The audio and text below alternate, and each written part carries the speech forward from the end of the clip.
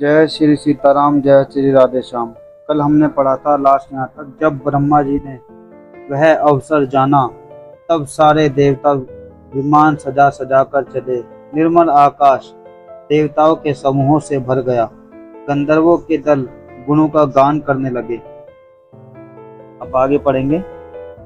यहाँ राम जी के जन्म की तैयारी हो रही, जन्म होने वाला। और सुंदर उच्छलियों में सजा सजा कर पुष्प बरसाने लगे। आकाश में झमाझम नगाड़े बजने लगे।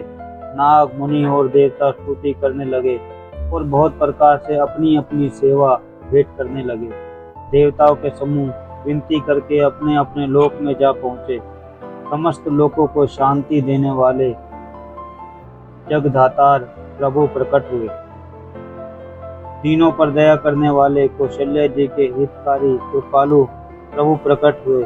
मुनियों के मन को हरने वाले उनके अद्भुत दुख का विचार करके माता हर्ष से भर गई।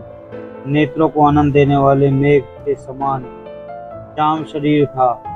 चारों भुजाओं में अपने आयुध थे धारण किए हुए थे, ताक धारण किए थे। दिव्य आभूषण और वनमाला पहने थे। बड़े बड़े नेत्र थे। इस प्रकार शोभा के समुद्र तथा खर राक्षसों को मारने वाले भगवान प्रकट हुए।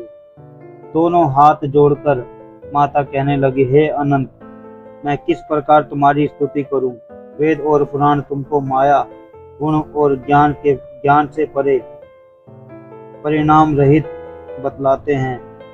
स्तुतियां और संतजन दया और सुख का समुद्र सब गुणों का धाम कहकर जिनका गान करते हैं, वही भक्तों पर प्रेम करने वाले लक्ष्मीपति भगवान मेरे कल्याण के लिए प्रकट हुए हैं। वेद कहते हैं कि तुम्हारे प्रत्येक रोम में माया के रचे हुए अनेकों ब्रह्मांडों के समूह भरे हैं।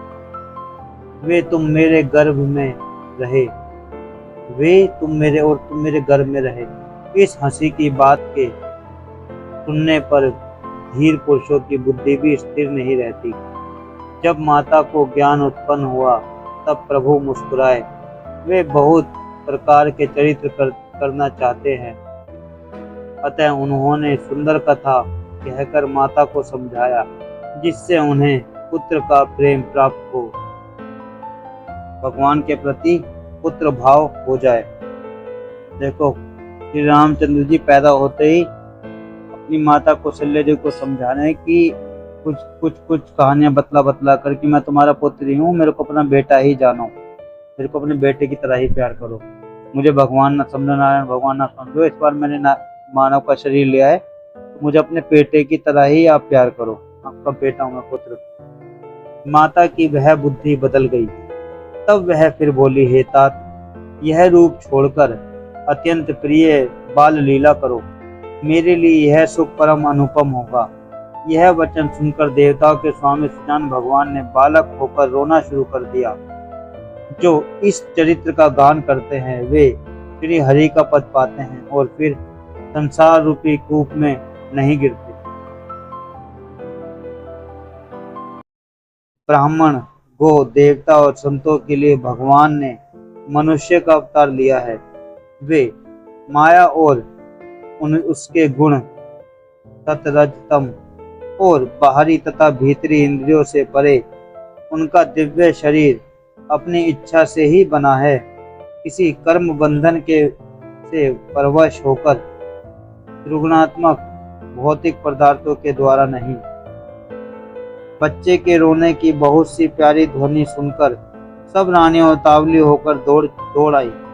दासियां हर्षित होकर जहां तहां दौड़ी। सारे पुरवासी आनंद में मग्न हो गए। आपको भी बहुत शुभकामनाएं। श्री रामचंद्र जी का जन्म हो चुका है रामायण में। जय श्री सीताराम, जय श्री राधे श्याम। अब हम आगे पढ़ेंगे कल।